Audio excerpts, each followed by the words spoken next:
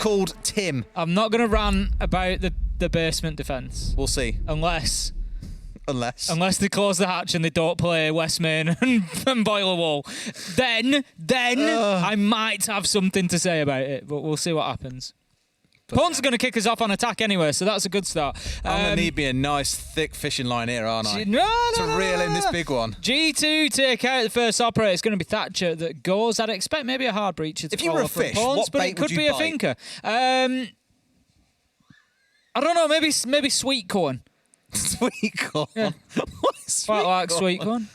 Some fish, Can't you treat some, I don't know, gravy on chips or something like that? Some fishermen like sweet. Oh, I thought you meant like No, you. Actual fishermen like. We're sort of breaking out, like, we're talking about fishing you out of a lake. Right. Like, this is not real. This is not reality anymore. All right, okay. What would I have to put on the end of a fishing line to hook you in? Maybe a nice fajita. Okay. Yeah. Okay. Now, you know, I eat a lot of chicken wraps. Just chicken in and wrap and a bit of seasoning. Is that it? Do you want Bit of seasoning. Do you want any lettuce with that? Bit of rice. No, I'm not much one for the salad. No. No. Salad dodger. Let's get into game. No protein in salad. Not a lot of anything, to be fair. Just a nice bit of crunch. Our bands of rivals. Wasted space. No idea. Just wasted space. That is not a waste of space. Right, bands. We'll get into a whole new debate there if you're not careful. We've had the two Intel operators taken away in the Nook and the Valkyrie. We've had the Wamai and the Thatcher. All pretty standard, it feels, for the most part. The Nook really starting to grow in popularity in Europe, not just in play, but also in ban. And I remember there was some people from NA talking about this and saying, hey, Europe really doesn't put as much focus on the Nook as they should. And we've seen a lot more of it over the last couple of weeks. Tonight, we've seen quite a lot of Nook play. And like you say, the band's drawing a little bit more attention as well. So, yeah, definitely more of a focus. It feels like we're catching up in that respect. Would you have sweet corn inside a wrap, by the way, inside a fajita? I mean, I think you could, I guess. To be fair, we've spoken about this before. The fact that particularly over the last few months, I was bulking up a bit. I've looked to put some weight on. So that's why I joke about that, because basically I'll have a wrap that's chicken and rice. Anything else that's in there is wasting me space. That's all I'm saying. If I put sweet corn in there, it's taking valuable rice space. I was thinking about what you said about if I stick some lettuce in there, it's taking valuable chicken space. Do you know what I mean? I was thinking about the whole thing about what would you need to be caught up by a fisherman. You said sweet corn in the first place. I thought you meant genuine baits that like fishermen use to fish. Like sweet corn then? Sweet corn's all right. So put sweet corn in a wrap? You know, it's all right. It's better than a maggot or something. I don't know. Whatever else fishermen use, I don't know. Thank you, Tim. You entertain my bullshit so much, and I love it so much. That's my one for the day. Count it. Exodus at the window is ready and waiting, as is Citizen, but he gets absolutely deleted by a mission who was ready and waiting, taking not a single shot in response, Tim. Need to be doing better on the entry. G2 do not want to start getting behind in those stakes too soon. Citizen off the board, and he's one of those players that you just know can be very influential within a round. So that is a big start for Pawns here on the attack. Of course, we do expect the attackers to have a marginal advantage on Chalet, as we saw at the beginning of the night in the pre-show. Fresh's wonderful statistics. There's only a marginal advantage for either attack or defence on most of the maps in EUL at the minute, so it's not a given. That much is for sure. But G2, the problems are stacking up for them. They've lost Citizen. The shield has been cleared from top blue. We're only a minute in. There's going to be a lot of rearranging. There's going to be a lot of shifting that's going to be needed, especially if Doki gets moved out of mezzanine. Absolutely, yeah. That one first opening kill just kind of removes a lot of the threat on the north side as well. So now you start thinking about these air quotes default setups, right, around this mez area, around library, and getting that cleared out. And that's exactly where the focus is coming from for Pawns. Nade in hand, trying to burn through the ADSs. Having to catch a certain someone lurking out towards Mez, and Doki dip back inside a library. No pressure coming in, interestingly, from the window itself, so he's very happy to keep on playing things as he is here, dancing around a lot, forming himself a dynamic little bit of defense, being tagged out from the window as well, and there comes a kill back on the other way. Doki's doing a great job here of wasting a lot of time and allowing his teammate to work around him and to start to pick up the numbers game, which is exactly what Virtue's done with that find onto Nico. But as I say that, Doki is going to be downed. He's not out at the minute, can be collected potentially, but on mezzanine it's highly unlikely. It's going to be very difficult for anybody to get to him safely, and Scyther is going to make that doubly difficult by starting to open up that wall through into library, give the long angle, and it's going to mean there is nowhere for Doki to hide here, and Exodus is likely to push forward and find that kill, but no, WTG does it first, styles it out with a Rotero, manages to get himself the kill onto the downed Doki, but with 38 seconds left to go, WTG finds Alamau, and G2 are holding on. They've got to hold on for dear life at this this point. Just the two of them remaining, both looking towards front door. Virtue. Oh! What a sweet, sexy shot that was. Love to see it down to a 2v2. Absolute beauty from Virtue, spinning on the 180. Now then, that is not looking as good from Prano. Misses his shots there. We go from one extreme to the other. That leaves Virtue now in a 1v2. He's going to have to do something special, Des. But that's the first he needs. This could be an ace. There's 8 seconds left to go. It's all up to a mission. He doesn't have diffuser in hand. He's just going to play this out. There's no way he can get to him in time. Virtue's going to win the round. Oh, behind him. He drops into connect at the last second, and I was like, oh, hang on a second, Virtue. You might just be looking the wrong way. But, well, that's one way to start things off. Not normally the play you attribute to pulling out a massive 4K in round 1 and winning it for your team single-handedly. You kind of got the duality of G2 there as well, between Virtue's play and then seeing Prano's with shots afterwards. It's just one of those. But a round is a round regardless, no matter which way you look at it. Pones probably kicking themselves that they've let Virtue get away with that. Next round going to be heading to Master and Office. Not too much of a surprise, usually the primary site, but they went to Bar and Gaming. To be honest, Shally, its defensive sites are sort of much of a much-ness, really. All very similar in terms of popularity. Bam. Absolute beauty. Look, it's this flick. Beautiful. Straight onto the head both times. Gets his man in main lobby. Just fantastically played by Virtue. That's in half speed as well. That's slowed down. Yeah. I couldn't do that. Even at that speed. I couldn't do it at half that speed. You could give me about 30 seconds. I still wouldn't be able to land it that precise. No. Brilliant play. G2 need to be careful, though. They can't rely on a Virtue 4K and a 180 turn and burn every single round, as they cannot. And they need to make sure that they're getting themselves numbers advantage whilst they're on the defence, particularly. They're going to be going up to the top floor this time. Interested to see whether Pawns choose to push Solarium or whether it will all be sort of library and office balcony push. We'll see as the round progresses. 10 seconds into the action phase, Citizen still laying out some utility, and then looks like he's going on a little roam. This is not a bad thing. We spoke about this quite a lot already today and across previous play days. Getting out in the map and trying to be competitive in different entry points of the building to try and slow the attackers down is never going to be a bad thing. I see Exodus on Finker, though, and I think back to a few of the recent play days where he just goes on an absolute tear on this operator. We've seen the same on Finker a couple of times, but on Iana, sorry, but Finker is where we've really seen him be at home. And already here, 30 seconds in, he's got himself inside of gaming and is looking to challenge inside from below just to make sure they have some pressure they can put him back the other way. Trying to look for a shield, but Doki and Citizen pulling off the double team on it. Quite an aggressive position being taken up by Doki and Citizen there, looking to hold on to Library Corridor. You don't always see defenders push that far forward. Doki does have a shield to play in behind, and of course there's the Kiba barricades as well. Just going to be one punch there from Citizen, just looking to potentially... Oh, he sees his man! Exodus takes a lot of damage there. He's going to juice himself back up with the nanobot. Citizen almost getting himself a beauty of an entry there, playing above the Kiba barricade, but time to dip away from there, he thinks, and that's just going to leave the alibi decoy to hold down the Library Corridor. Yeah, Exodus a single bullet away from death there as well. Just one more from Citizen Spray would have seen him taken down inside of gaming quite early on.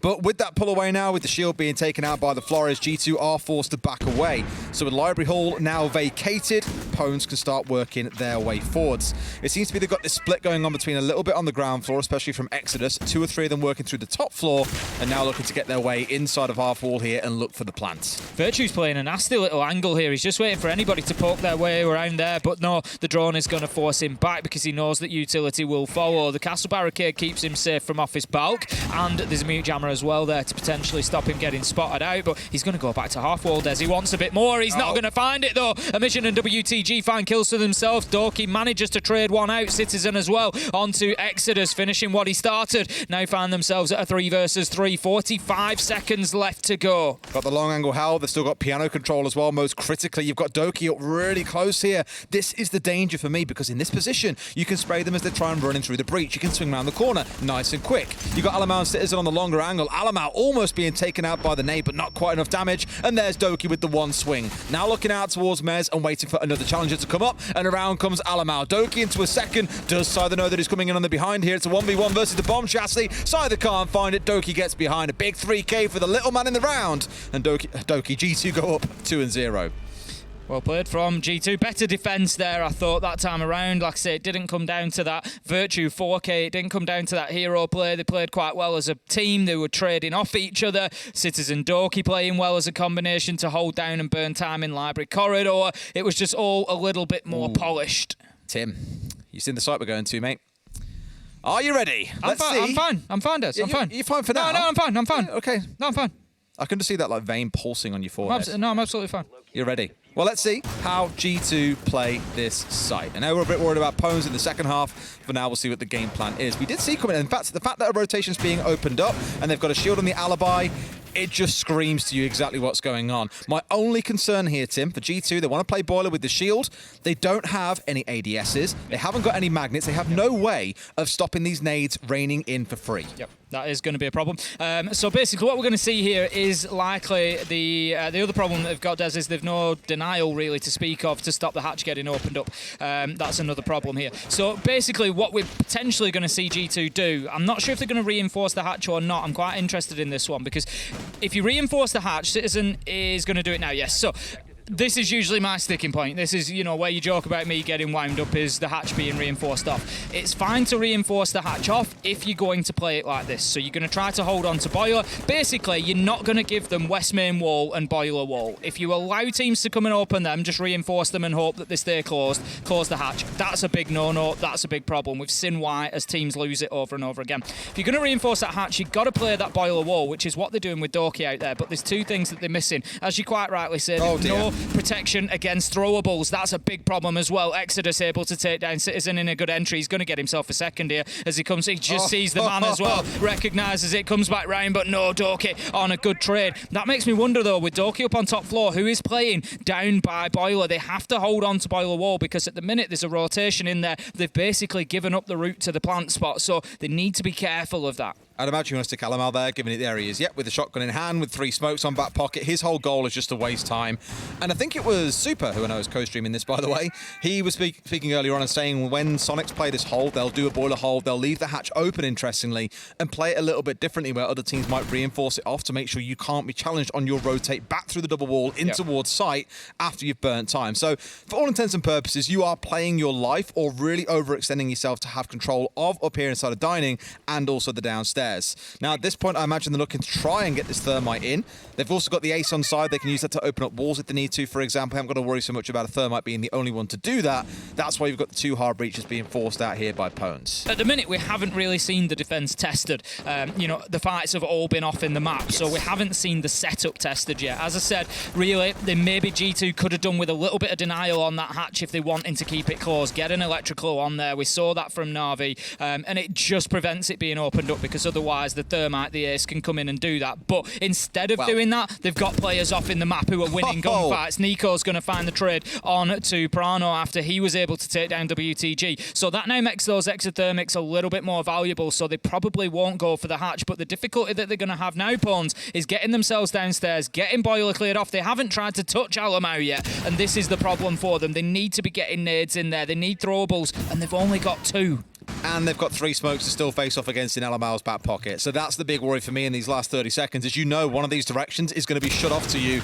You best have an alternative. First smoke coming out here and raining on down. Alamal pushing around and gets to fly onto Nico in a 1 versus 1. That's the kind of play you want. And Pwns here slipping up a little bit. Scyther almost going down to the smoke as it comes out towards Trench. Like I said, they're now starved. They're forcing their way down through West Main, trying to push their way in. Alamal's just better. He's ready and waiting for one more to come through. Scyther is nowhere to be seen. Still got a laser gate to push through that I'm pretty sure will kill him if he tries to step through it, and we'll be into a spot where this round is going to time out G2 into another round win. Certainly looks that way. 3-0 it will be. G2 with a good defense there. Like I said, the setup was never really tested by Pwns, but to be fair, you can call that a win for the setup because it felt a little bit like Pwns didn't really know what to do with it. They didn't know where to push, where to prod and poke. You know, previously when we saw M&M break that down before we had the electrical wrong on the following round by Na'Vi, the first time that M&M attacked into that, they absolutely hammered Trench. They were down there with throwables, down there with nades. They got the kill onto Thunder, and they were able to get into sight and get that diffuser down, and that's just not something that Pwns even really tried to do. They never got themselves down to basement level. All the fighting was done off in the map with Citizen and Doki. Looking at Pwns, they're a team that I think Fresh would describe you as dependent on their map pool as well. I know they've analysed this a few times on the desk previously. But looking at maps like Oregon and towards something like Club as well, that is where they seem at their best. And I remember the first time this stage we saw them play on Chalet, we were like, this is just not their kind of map. They just looked very unsure of themselves, a little bit uncertain. They're the team, I'd argue, in Europe that you can see as the most map reliant to be able to have a really strong performance. I'm not at all trying to say clearly they're terrible on this map, because they're not. They are down 3-0. It's going to happen, especially when you've got Virtue dropping a 4K, Doki a 3K, Alamau clutching up big inside of Trench, for example. But you are seeing that kind of the sticking point where they get stuck and they're not 100% sure what to do, or they're leaving things down to time when there's still 3 smokes in the back pocket. Just feels like Pones are still trying to find the answer to a lot of problems brought forward by teams on this map. And so far, G2 have done well to keep them at bay. Virtue, he's just stood on the inside of this. There's Citizen gets Exodus, and Virtue gets Nico. What a great start for G2. 17 seconds in, 2 kills, and a round looking like it could be heading in their direction. But WTG, he manages to slam the brakes on and sends Virtue straight through the windscreen as he gets himself a kill and brings things back to 4v3. It's not the end of the world, admittedly, but you have lost 4 nades in the back pocket super early in the round, so there's a lot of security coming in for G2 here, who have the Jaeger on side. So you're looking arguably towards a mission and thinking, all right, then there's 2 nades left to threaten us here. There's a number of flashes they can still burn their way through, so keep an eye on those vertical nades coming out, watch them being thrown to chunk out utility, like the shield for Alamau. But for me, the damage has been done. You've killed off 2 members here. You've got rid of the Finker, most importantly. It's the dream start for G2. Certainly is. WTG is going to be working the window into blue corridor, but there is going to be no moving Alamau from that position whilst his shield is still in play. Doki just playing inside of the library box, and we see WTG silhouette hopping through piano window just to air jab off that rear side, so him and Amision can start pushing across without worrying too much. Of course, Amision has nades in hand, so should be able to deal with the shield, but they just need to make sure that there's going to be no utility in the way. Prano is playing on the Jaeger, so there is the potential for ADSs there. I think just a little bit of damage being done to Doki as well, but G2 looking pretty good at the minute. There you go, the shield now being taken out in exchange for about 30 HP being slowly chunked through on Amision's side. That Gon6 doing the work for them, but you can see members of G2, you have this from Doki when he stepped in towards box. They really want to challenge up here and just keep these Pones players at bay. All the aggression was early in the round. It still means there's a lot to play for, so you can't just get back to site here and call it a day. I think G2 are doing the right thing by trying to keep Pones even further away and just keep on chunking that time down. You can see Alamau, he's just skirting with danger at the minute, trying to bounce his way back up to the top of blue stairs. Absolutely nothing wrong with that, just needs to make sure that he doesn't overcommit to it. A lot of damage going to be done there to WTG, not really looking through the vertical as Citizen managed to find him from below, and that's what I was talking about with Alamau, just pushing it a little bit too far, overcommitting to those stairs and finding himself the victim of a nade. He is going to be down, not finished off yet. Doki is going to go, and that is the fact that the shield's been cleared out. It's allowed them to push forward effectively now, a 2v2. Do they know they've brought themselves down to this point is the big question. I don't know if they know they got Alamau down here. Whether there was a drone watching from lobby here, for example, down towards where Alamau hit the deck, then absolutely they've seen the blood trail now and they'll know that he's down. So they know they're in a spot where it's a 2 versus 2. They've got 15 seconds to play with. They know that one is inside a split. This is their time to make it happen. They've got to. There's no choice at this point. Amision continues walking down these stairs, but he needs to be careful about his angles from sight. That is Alamau bleeding out, but Prano finds 1. Prano finds 2 as G2 take their 4th consecutive round now. Pawns just cannot even get a toe hold in this game. They can't, and it's kind of a shame because they're getting the right idea. I spoke about this after the Rogue game. You saw the little hints of good team play coming out. In fact, no, it was in the game before. It was in the Heroic game. You saw the way that Pones pushed forward down Library Hall there with playing for trades against Doki. Thankfully, the first man got the kill, so they hadn't have to worry about the trade, but they were just ready to play for that 2 versus 1 to make sure they at least got something from it. It's always hard when you're down in numbers. Even to play for trades, for example, you're going 1 for 1 for 1 for 1. You're going to run out before they do. But at least Pones are still playing like that team sort of base player. They're using information to make things happen. Sure, it fell apart towards the end, but when you've lost your Finker and your Sledge so early on, plus 2 nades, you've basically lost half your team at that point because of the value those 2 operators bring. Master and Office will be site number 5, and G2 as of yet unbeaten on the defence, going fantastically well, especially when you consider this is Chalet, and we would be expecting the attackers to pick up probably at least 3 rounds here if they wanted to call it a good half. So we're going to have Alamau on the Oryx this time, which could be interesting. We'll see him no doubt getting in and around the map. There's the potential for those vertical jumps as well, just to mix things up. Virtue looking to open up and castle off Library. So again, this is going to be quite an aggressive hold showed from G2 here. We saw Doki playing advanced with Citizen in Library Corridor last time, and I think we're going to see a little bit more of the same. The lineups are almost identical, except there is now an ace on side compared to the Flores that WTG was running the last time round on this site. And let's not forget the big difference maker back in round 2 when we last saw this site was Doki getting on the flank, being completely ignored by opponents as well. He got behind Siler without Siler having a clue he was even coming, I think. And that 3k that he collected, you chalk it down as a hero play. For me, it was identifying a really big gap in Pones' play and just exploiting that. So this time round, I've really got to see Pones be more mindful of potential flanks coming through, make sure Piano stays as clear as possible, and don't let G2 fall back into those empty pockets. Exodus being very cautious this time on the same angle that he lost his life to in the previous attack. He might just find Citizen here. He sees the waggle of the ponytail of his army, but cannot find the kill, but the nade likely will as it goes sailing through. No, somehow Citizen manages to sneak underneath it. Doki finds a kill onto Nico while Citizen blocks off the library stairs window. Nade from underneath does find Doki though. 4v4. Good stuff as well. I mean, we spoke about these up nades all the time, or the vertical nades, this time round coming in and actually being put to good use.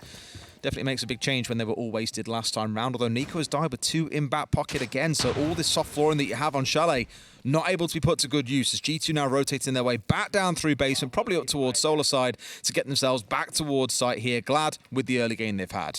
Yeah, that's it. They've burnt half of the round. They've got themselves a kill. It's pretty much job done. If Citizen and Alamo get safely back and have the numbers on site that they need, that is, you know, about everything that they would have wanted from that roam realistically. Virtue watching the breach once again. He got taken down on this angle last time around, so maybe just needs to apply a little bit more caution, maybe leave it a little bit later in the round if he can, to make that challenge, give Pawns something else to be focusing on, which of course at that point would be the clock.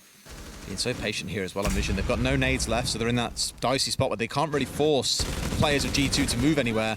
They've just got to try and make this work, going in, winning gunfights, for example, maybe making use of the flashes, but it's about the actual execute itself. And here we go to start thinking about it. WTG almost being braced for a run out as well. So he's watching on the window. You've got a couple of players focusing on trying to push in towards the site itself. Virtue for now at least is still safe, but has been pinged out. And that jammer that we saw earlier on coming into great effect, making sure that that castle barricade stays up. It is. They're now having to choose what utility they take. And of course, they look at the bulletproof camera and get it removed. But once again, Virtue losing the fight with the UMP. 3v3 as Alamo manages to find Exodus. 24 seconds left to go. And this could be critical. Alamo needs to time this right, and he needs to find his shot. Scyther is putting that diffuser down, but that's the flank opened up. This is going to be very dangerous. Even with the diffuser down, it doesn't matter as Alamo is able to move in from behind. He's going to get straight on to disabling that diffuser, and I don't think there's anything WTG can do about it. He's up on the roof. He's getting nowhere near this. Des, it's 5-0. I love how Citizen drops the question mark at the exact same time. You've got Alamalda sat there chewing down on some snacks whilst he's holding down the F key to get that diffuse off. They know that they big brain that, and once again, the exact same thing I said that they needed to watch out for has happened in this round too, where you've got Doki in round 2 being the one getting off a big 3k flank. This time round, it's Alamal coming in behind them on the Oryx. And again, it's one of those that you look at and just think, you boys should know this is going to happen. It took a while for the call to come through that he got control of Mez anyway, but the first kill, you didn't even see a shot come back from Scyther. And realistically, he hasn't got to push that angle aggressively. They've got the diffuser down. They're already in a pretty commanding position. Why are you going looking for a gunfight? You can hold the longer angle from Library. You can hold at the top behind Pillar if you wish, or just hold outside the window itself on office balcony. You know you're not going to get swung on because there's a castle barricade there. So it's one of those where, again, I look at it and just think G2 were expecting there to be more resistance, and there just simply was not enough coming out of the side of Pawns. I mean, at this point, I'm sort of strongly thinking that Pawns need to stop playing Chalet. What gives you that impression, Tim? The last 5 rounds? Yeah, reasonable. You know, I don't... They've played it twice so far, and they just don't seem to be any closer to figuring it out. You know, the reason that I say that at this point is because I've just looked and, right, we're going back down to wine again. You know, and G2 are going to have a similar setup to the way that they set up last time, and Pawns got nowhere near it. They just didn't know how to attack it. They didn't know how to go down and challenge near trench or to get themselves established in anywhere that they needed to think about putting a diffuser down or playing for any sort of site execute. And then I just thought, you know, this is now your 3rd attempt at Chalet inside of stage 2, and it's just not getting better. Doki taking Nico out for the opening kill once again. G2 are flying at the minute. And when things aren't working, when you're losing players early on and dropping a lot of nades, what do you do, Tim? Do you focus on keeping those players alive, or do you throw more nades at the problem? More nades. More nades is absolutely the answer. They brought 8 in the round. They've already lost Nico. He's having a torrid time this game. 1 and 6 so far, has been one of the early deaths in the vast majority of these rounds. The entry death in the last 2, it's not pretty. Exodus manages to take down Doki in a late trade, so that's going to level things up 4v4. And that could be not fantastic for G2, because something that they did very well last time on this defence was to hold on to the map. It was to cause a nuisance around it for as long as possible, and it stopped Pawns focusing on that problem of how do we attack downstairs, how do we get control of Trench, how do we get control of the bottom of West Main stairs. They never really had time to think about it because they were constantly being hassled around the map, whereas that might not quite be the case this time, although Virtue, he keeps the hassling going. He's going to find himself a kill with the ward, and it's going to be taking down Exodus. He heads straight back down blue stairs and into sight, and G2, they're just doing this fantastically well, this hit and move, hit and move, hit and move. They're really testing the discipline of Pawns as well. Just popping up a stairway here, stairway there, trying to hit them on the flank here, hit them on the flank there. And where Pawns slip up, where they haven't got a drone watching it, where players are distracted by something else or all doing different things. For example, there you had WTG spraying his way through the floor whilst another man was sat halfway up blue stairs, I think it was, out towards lobby, kind of near each other, but not really working together and doing the same sort of thing.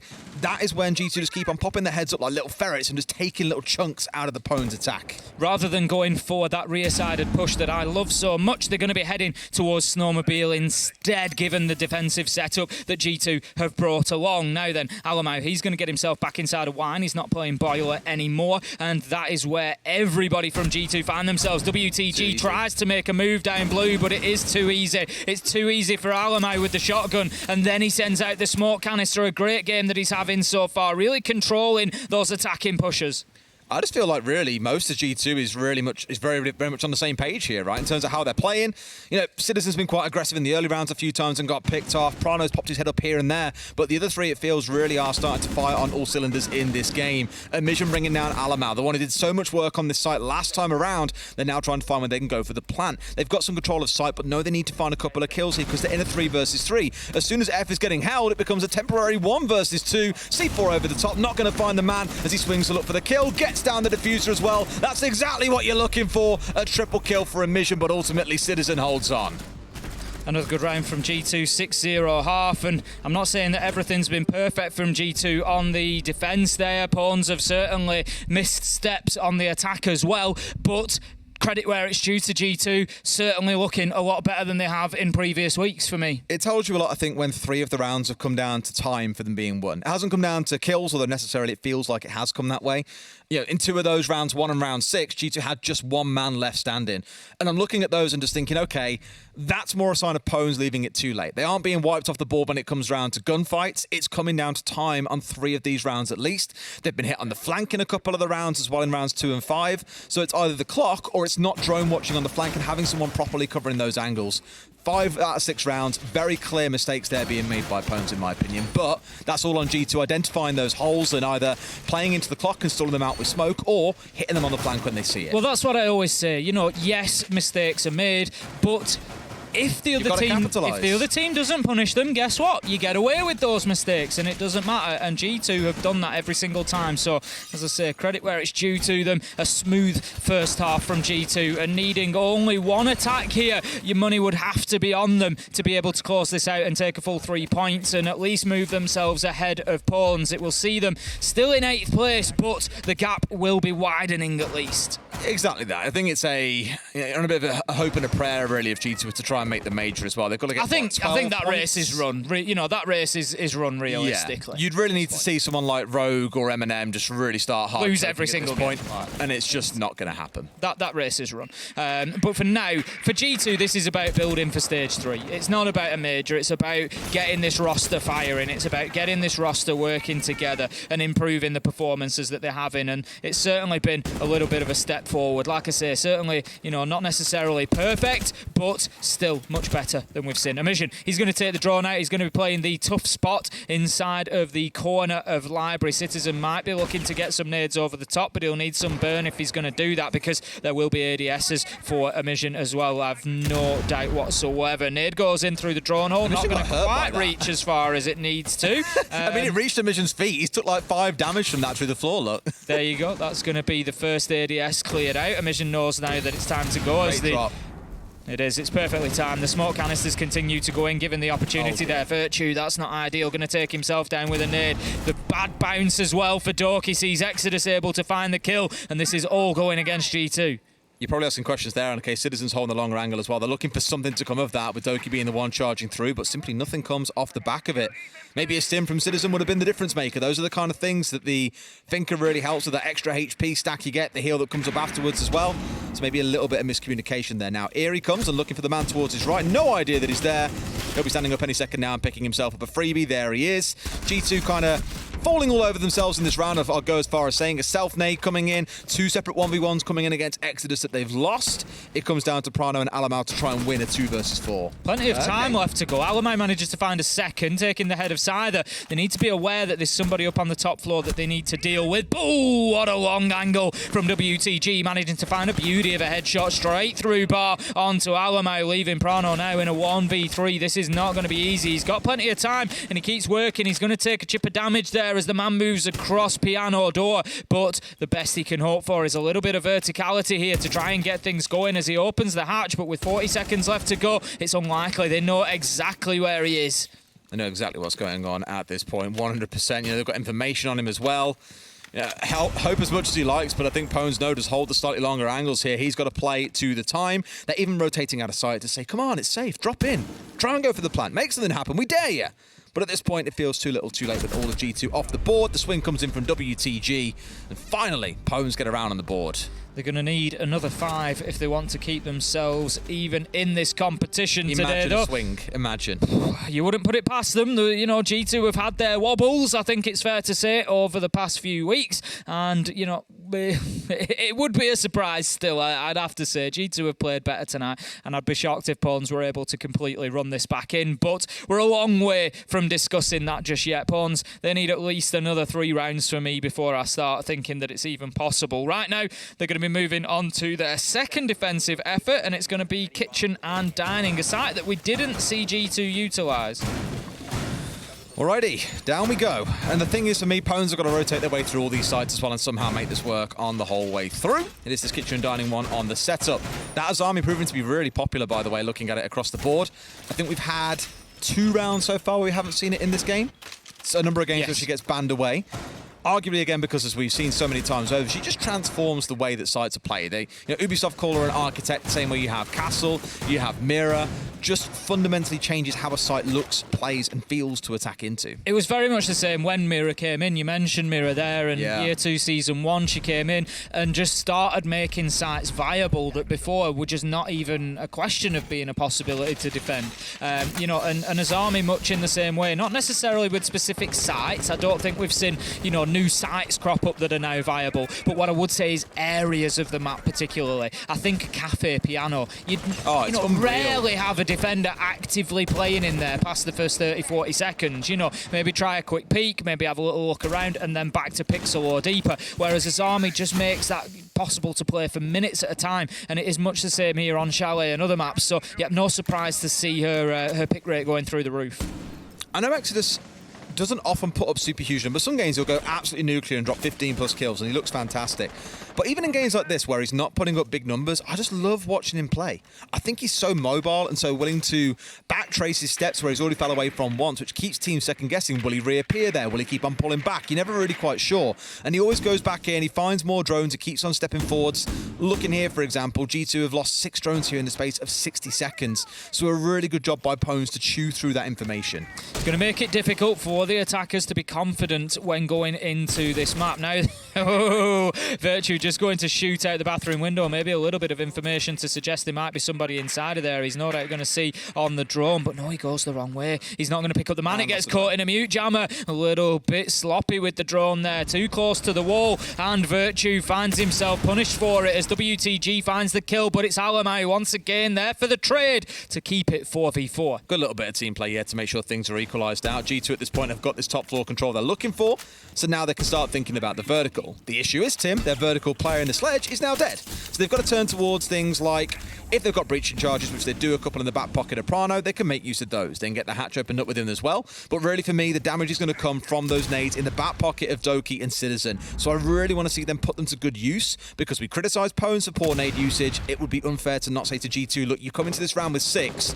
you need to achieve something with them. Doki manages to find a kill onto Scyther. That's going to be the headshot taking him down. Emission's playing deep inside his sight, so that leaves Pwns with only 2 flex at the minute. But Emission managing to find a long angle onto Doki there, punishes him in a late trade, and we find ourselves now in a 3v3. Alamai's going to start sending the Rotero drones to try and clear out a bit of utility, maybe move these players around, but no, it's sort of heading up and down those trophy stairs before deciding what the ultimate target is, looking for a bit of information, I think, not really getting anything, and here comes the rear-sided push. I think they know about this one. Oh, the ping comes in, but they're in the wrong spot as well. The yellow ping just half a meter away means they don't get the pre-fire, and instead the kill is found back on the other side. G2 starting to struggle a little bit on their attacks here in these last couple of rounds, and now they've got to make something happen inside the last 15. Prano, the man took just inside of red here. I think he has no idea. Citizen has dropped his way in. In comes the Juicer, now looking for players. Finds one more for himself. Have they won this between the two of them as well, as Prano steps up and gets it? The spray comes in from Nico, but the clock hits 0. Holds it out in the 1v2, and Pwns keep this game alive. Unfortunate there, as Pwns managed to keep a hold of that one. It was all a bit frantic at the end in a 2v2, as Citizen managed to get an unlikely kill after dropping directly into sight, but it was unable to be backed up. I think it was actually Prano, sorry, they both went for the Azami at the same time. It was Prano who actually managed to secure the kill, and then Citizen. First time we saw Pwns do it back in week 1, they reinforced the hatch, they just reinforced off the 2 walls that I've spoken about, and they allowed the attackers to push and open them up. It was a problem. It's no surprise to see them avoid it, because then they left the hatch soft last time. We saw them play it their second time of the year, of the stage, sorry. We saw them leave the hatch soft, but they didn't bring anything to physically open it with. So whilst it was soft, they could still do nothing through it. It was useless to them as defenders. It needs to be opened up or reinforced, depending which setup you're playing. So Pwns, they are going to sack that off. They're going to go up to the top floor. It's going to be Master and Office, and they're going to try to hold on for one more up here and just keep clawing their way back into this. Looking like a pretty atypical setup as well. I want to see if Exodus was going to drop down a couple of those castle barricades around the double window in towards top piano. Normally that'll happen, so your defenders can quite happily move around this area. And I think now WTG has stepped through. There you go, out it comes. Some teams used to normally like double up that up, and you'll do one on double window and one on the single door. But the one on the single window, on the double window, sorry, is normally quite easily taken out. For example, as Zofia gets up there, breach and charge on it, it gets blown out. Away you go with the impact through, and it's like it was never there in the first place. So I think they got quite a smart decision here. Exactly. I mean, you can even take the multiple hits on it safely enough. It's really not too much of a problem to clear that one out, like you say, instead opting for the bathroom and piano windows. Now then, drone's going to be going in from Solarium. Scyther sees that, but he's not going to overextend. The temptation is always there, of course. He gets it just as it comes around the corner. Temptation always there to step forward and try and take those utility tools down, but the last thing you want to do is give away your life for it. Now then, I think we were just having a frost trap still applied there, so WTG maybe a little bit late in the setup, or maybe just a little bit of an alteration depending on what they are seeing. But Exodus is going to take some damage on the castle underneath, so he's going to scarper away, but heading into main lobby could be dangerous. For sure. At least to start things off, there's been no craziness at windows or at doorways, though. G2 keeping things pretty sensible on the attack to start. They're very conscious about the threat of Scyther pushing back up here towards the half wall. It's why nades are coming in blind. Now, I'm glad they're using nades. They haven't really been used too much, very liberally, but now they have. They've had 3 come out in the round so far, but here comes the explosion they were looking for. 2 kills raining in very quickly here for G2, and they're pushing in towards piano. What a flick coming out from Alamau as well, as G2 have found all the kills they need. We knew it was destined to be a thing. It was more a matter of when and not if. They find the kills they need in that final round. G2 taking the game 7-3. Exodus, no option there other than to try and make a play, try and get something going. Goes out of the window, takes the Claymore, but that will be all he takes down, as G2 found that final kill and managed to get themselves a very comfortable 7-2 victory on Chalet. The second set of 3 points in the bag for stage 2, and overall, not perfect, but a reasonable performance from G2. Being